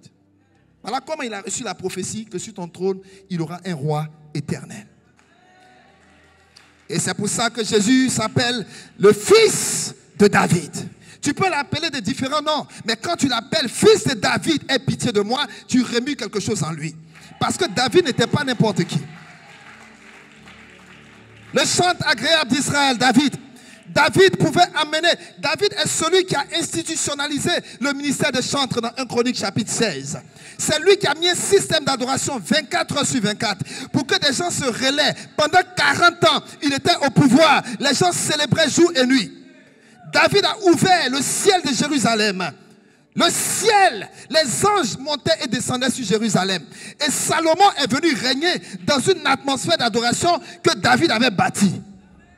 Et voilà pourquoi quand Salomon, dont le nom signifie Shalom, Shlomo, l'homme de paix, il est venu, tout était déjà géré. Mais parce qu'il avait un papa qui était un adorateur. Un papa qui savait mettre Dieu à sa place. Frère, c'est simplement parce que David était un homme de guerre. C'est à cause du sang que Dieu n'a pas voulu qu'il bâtisse. Mais Dieu dit, tu sais, ce que tu as fait, ça m'a touché, hein, David. Tu as eu l'intention. Je veux dire ce matin à quelqu'un que Dieu bénisse tes intentions. C'est même pas l'action, l'intention. Parce que dans le spirituel, quand tu penses à une chose, c'est comme si tu as déjà fait la chose. Voilà pourquoi Jésus dit, si tu regardes une femme et que tu la convoites, tu as déjà commis. Donc quand tu penses du bien pour la maison de Dieu, quand tu penses du bien pour les choses de Dieu, Dieu bénit l'intention de ton cœur. Voilà pourquoi, peut-être que tu n'as pas encore ce qu'il faut. Mais je veux dire à quelqu'un, la Bible dit dans 2 Corinthiens chapitre 9, il donne la semence au semeur. Écoutez-moi bien. Ne limitez pas Dieu. Peut-être tu es là, Dieu te dit ta cible c'est 500 000. Mais toi tu es toujours en train de dire, moi c'est 100 000 euros. Mon chaos c'est 50 000, laisse ça. Dis à Dieu, s'il est vrai que tu donnes la semence au semeur, cette année, je reçois dans mon cœur que je dois donner 500 000. Donne-moi la semence. Est-ce que vous comprenez? Cette année, votre cible, vous n'allez pas faire ça comme habituellement. Vous allez demander la semence au semeur. Et il va la donner. Celui qui donne la semence au semeur. Pourquoi? Parce qu'il veut vous élargir. Il veut vous faire aller d'un niveau à un autre. Si vous lisez la Bible, vous allez voir que le personnage le plus proéminent dans la parole de Dieu après Jésus, c'est David. C'est celui dont on parle le plus de l'Ancien au Nouveau Testament. On parle de David. Dieu parle tout le temps de David. Vous avez l'impression, même après sa mort, Dieu dit, hé David, oh David a fait quoi à Dieu? un homme selon son cœur. Il pouvait toucher le cœur de Dieu. Jeune berger derrière les moutons, rejeté dans sa famille. Il n'était pas quelqu'un de considéré. David serait né d'une relation illégitime. Donc ce n'est pas quelqu'un qu'on calculait. Le jour où Samuel est venu à la maison, il était en train de s'occuper des moutons. Mais il avait sa lyre, il avait sa guitare, il aimait Dieu. Pas de public, mais David avait ses moutons. Tu n'as pas besoin de public pour démontrer à Dieu que tu l'aimes. Son premier auditoire de concert, ce sont les moutons. Il pouvait jouer « L'Éternel est mon berger, je ne manquerai de rien ». Les moutons répondent en chœur « Bé, bé, bé, bé, bé, bé, bé, bé ». Il n'y a pas de... Il n'y a pas de caméra, il n'y a pas ceci, il n'y a pas cela. Seul en brousse, Dieu l'a localisé. Dieu a vu son cœur. Dieu le voyait aller arracher des brebis de la gueule de lion. Mais ce petit-là, c'est qui pour exposer même sa vie pour des moutons qui ne lui appartiennent pas. Ours, pareil. Dieu dit, on le sélectionne, futur roi d'Israël. Pendant que Saül était en train de dire, de zailler, comme on dit encore, il zaillait, là, Dieu avait déjà sélectionné son remplaçant. Je veux dire à quelqu'un, Dieu te prépare pour quelque chose de plus grand. Oh, est-ce que quelqu'un est avec moi? Pendant que Dieu est en train de te préparer, c'est probablement parce qu'il y a un Saül qui est en train de déconner quelque part. Dieu est en train de te préparer dans le secret parce que c'est toi qui prendras sa place. Quelqu'un avec moi? Est-ce que quelqu'un avec moi? Alléluia. Et David était tranquille dans son coin. Quand Samuel est venu, il a dit, faites sortir tous les garçons, on va choisir de nouveaux rois. Il était convaincu que c'était Eliab, le grand frère, militaire, gaillard, costaud, toute la carrure. Quand tu le vois, tu sais que c'est lui. Or, ce n'est pas lui. Shama, ce n'est pas lui. Abinadab, les 7 garçons, les 7 gaillards, tous militaires, aucun. Samuel me s'est demandé, je me suis trompé de maison, on dirait. Il dit, je sais, viens. Tes enfants, là, c'est eux tous? Il dit, oui, c'est eux tous. Puis, il se rappelle, ah, un petit là. Bon, en fait, Samuel, quand tu as dit d'appeler les fils, vraiment, j'ai pensé aux bonnes personnes. C'est un petit boussard, il s'occupe des moutons. Ça vaut la peine. Samuel dit, allez le chercher, parce que tant qu'il ne vient pas, on ne commence pas. Je prie qu'on aille te chercher là où tu es. Qu'on te localise. Dieu va te localiser. Frères et sœurs, ce n'est pas une question de tapage médiatique, c'est une question de repérage du ciel. De n'importe où tu es sur cette terre, Dieu peut te localiser. Il y a des choses qui montent tout droit au ciel. Il y a des gens qui sont dans le secret, ils font des choses, personne ne voit. Mais frère, le ciel te voit. Et si Dieu te met à cœur de faire quelque chose cette année, fais-le. Parce que le temps viendra où ça va parler pour toi, pour ta postérité, pour tes enfants. Il y a des actions que tu dois poser maintenant pour tes enfants. Ce n'est pas aux enfants d'amasser, c'est aux parents d'amasser pour les enfants. La Bible dit l'homme de bien laisse un héritage aux enfants de ses enfants. Vous pouvez maintenant créer les conditions pour que vos enfants demain marchent dans les voies de Dieu. Vous pouvez les connecter à des offrandes spirituelles. Vous dites, Seigneur, regarde cet enfant. Tel que je vois, il a des influences, mais je veux que sa trajectoire soit déviée et que cet enfant te serve. Seigneur, je vais apporter ce sacrifice pour lui. Vous parlez dessus, vous associez, vous apportez à Dieu. Et vous allez voir, s'il ne va pas ouvrir les écluses du ciel. David n'avait pas d'argent, mais sa louange touchait le ciel. Samuel a dit, faites-le venir. Et quand on l'a fait venir, Dieu dit, c'est lui, oins-le. C'est lui, oins-le. Samuel me regarde le petit. Il n'a pas eu le temps de se laver. Et il aime les moutons. Donc souvent, il prend les bébés moutons là sur son truc. Donc, odeur. Mais l'onction s'en fout de ça. J'ai dit, l'onction là. Quand Dieu te choisit, tu n'as pas eu le temps de t'apprêter. Quand Dieu te choisit, il t'a choisi. Que Dieu se souvienne de vos offrandes. On va se tenir debout. Qu'il te souvienne de ton action de grâce. Alléluia. Alléluia. Est-ce que tu peux commencer à l'acclamer? Est-ce que tu peux commencer à l'acclamer? Et Dieu qui t'introduit dans une nouvelle saison. Le Dieu qui t'introduit dans une nouvelle dimension. Alléluia. Alléluia. Nous voulons bénir le nom du Seigneur. Alléluia. Alléluia. Permettez que je redonne encore ces points. Parce que j'ai vraiment senti dans mon esprit, quand j'ai entendu les différents sacrifices, c'était tellement bien connecté à ce que le Seigneur m'avait donné. Mon sacrifice de louange comme Joseph, c'est vrai, je sais qu'il y a le culte du dimanche prochain qui est dédié à ça. Mais ça, c'est vraiment dans le contexte de ce que nous sommes en train de faire maintenant. En termes de préparation. Demain, on va continuer, demain soir. Mais je crois que pendant que la représentante du groupe a commencé à dire, certains vont apporter le sacrifice de louange comme Joseph. D'autres vont apporter le sacrifice de louange comme Ruth. Pour d'autres. Pour Joseph, c'est, je veux connecter ça à la réussite, au succès. Élève et étudiant. Je veux que tu prennes le temps juste dans un esprit de recueillement. Et écoute bien. Écoute bien. Le Seigneur va te parler. Et comme j'ai dit, il est celui qui donne la semence au semeur. Le montant qu'il mettra dans ton cœur, accepte cela par la foi. Ne regarde pas ton compte bancaire. Ne regarde pas tes ressources. Mais regarde à celui qui pourvoit. Aie le souci de réjouir son cœur. Comme Salomon l'a fait. Comme David l'a fait. Pour certains, c'est mon sacrifice de louange comme Ruth. Pour ceux qui sont en quête d'emploi, Dieu ouvrira des portes pour plusieurs personnes. Pour le travail. Mon sacrifice de louange comme Job. Pour tous ceux qui souhaitent débuter une nouvelle activité, qui veulent entreprendre et recherchent une nouvelle orientation de Dieu pour leur projet et qui veulent poser le fondement aussi d'un nouveau projet. Vous voulez commencer quelque chose. Dieu est le Dieu des nouveaux commencements. Et je veux dire à quelqu'un que ce n'est pas parce que ça n'a pas marché que Dieu en a fini avec toi. Il se souvient de ses dons. Il ne se repent pas de ses dons et de ses appels. Tu as reçu cette grâce pour faire des affaires. Le Seigneur te donnera d'opérer dans cette dimension. Alors n'hésite pas. Peut-être que Dieu te mettra à cœur même de prendre un élément qui est l'équivalent de ton capital. Si tu sens cela, fais-le par la foi. Dieu répond à la soif parce que tu démontres à l'autel. Et quatrièmement, mon sacrifice de louange comme Paul et Silas.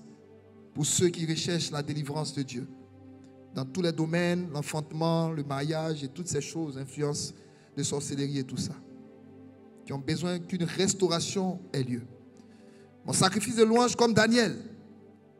Pour le service à Dieu. Les prophètes, le ministère, l'intimité avec Dieu. Le réveil des dons spirituels, le fardeau des âmes. Tous ceux qui ont cette soif.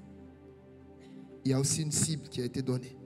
Et enfin, mon sacrifice de louange comme David, avant-dernier. Il y en a 7. Pour l'élévation en tout, de la bergerie à la royauté. La promotion au travail, dans les affaires, l'activité commerciale. Et enfin, mon sacrifice comme Salomon, la richesse, l'abondance, la faveur divine. Je crois vraiment que le désir du Seigneur, c'est que cette année, nous puissions nous connecter à lui. Nous puissions rentrer dans une alliance nouvelle. Nous puissions dire, Seigneur, et je crois que plusieurs pourront même faire, si vous ressentez même de faire 2 ou 3, faites-le. Vous le ressentez par rapport à vos enfants, faites-le. Vous le ressentez par rapport à votre carrière, vous pouvez le faire simultanément. Pour 2 ou pour 3, faites-le. Le Dieu qui a fait les cieux et la terre. Il dit, vous allez voir, je vais ouvrir pour vous les écluses. Les écluses, c'est comme les ascenseurs. Ça s'ouvre et ça se referme. Ça veut dire qu'il y a des choses qui déclenchent l'ouverture et qui déclenchent la fermeture. Est-ce que tu peux juste lever tes 2 mains? Et je veux prier ce matin. Je veux prier ce matin. Au nom puissant de Jésus-Christ. Au nom puissant de Jésus-Christ. Père. Père. Ce matin, nous sommes là. Nos âmes sont là devant toi. Nos cœurs, nos esprits. Et notre désir, c'est de te servir, de te louer, de t'adorer.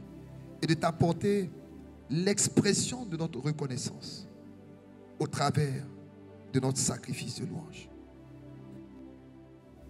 Et ta parole déclare par lui, par Jésus-Christ. Car nous savons qu'en dehors de lui, rien ne peut être agréable. Et ce soir, c'est en lui que nous nous tenons. C'est par lui que nous venons à toi. En nous recommandant de ce qu'il a fait à la croix. Si tu voulais compter nos fautes, personne ne subsisterait devant toi.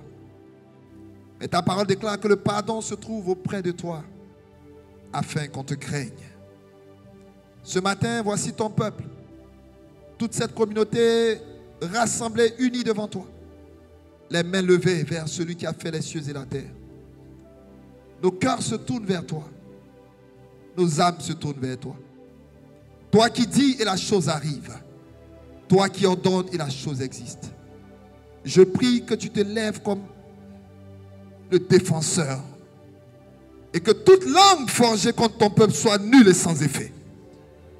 Au nom puissant de Jésus. Et que toute âme forgée contre ton peuple échoue au nom de Jésus. Je prie que le bonheur et que la grâce vous accompagnent. Que la faveur de Dieu soit sur vous, sur vos familles, sur vos maisons.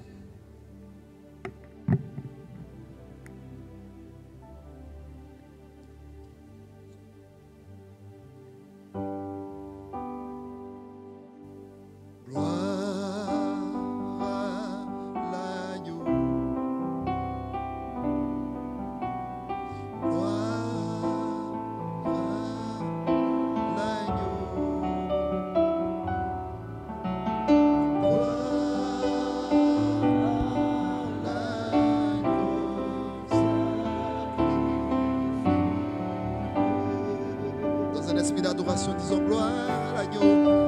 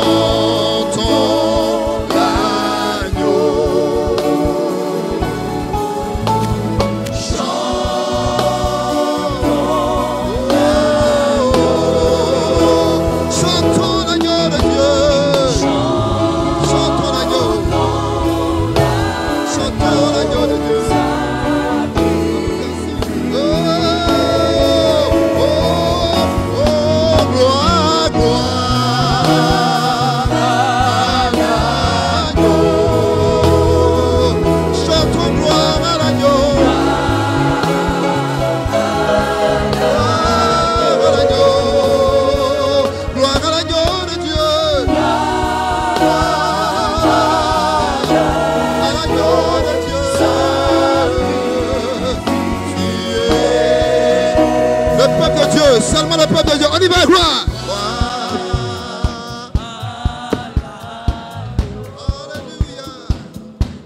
Alléluia. Gloire. Élève-le, élève-le, élève-le. au-dessus de toutes circonstances. Gloire à l'agneau.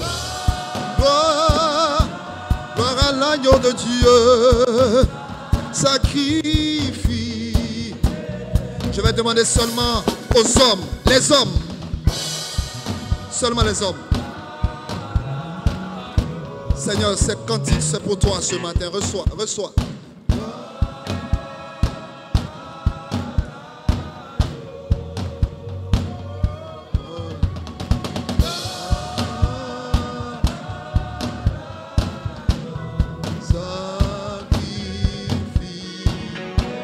Est-ce que les sœurs, à vous, les dames, on y va, 1 et 2.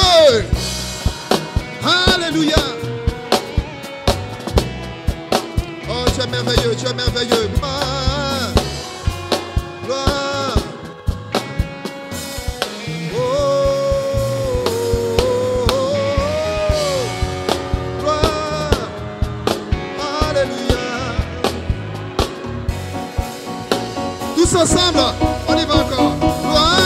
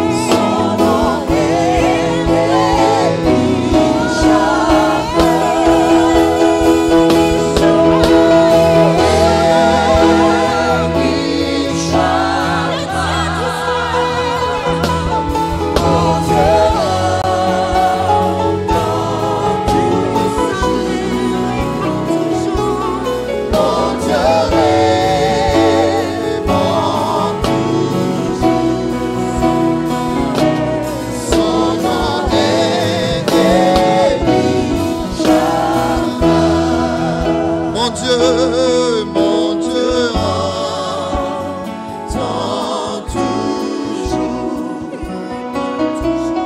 Mon Dieu répond, je t'entends toujours. Son nom est Élie. N'est-il pas digne de recevoir nos ovations ce matin? Jésus.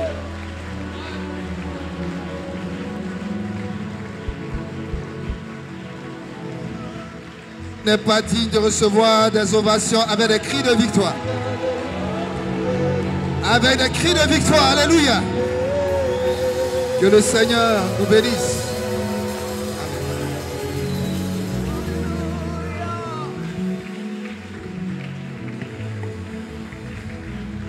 On peut acclamer très fort le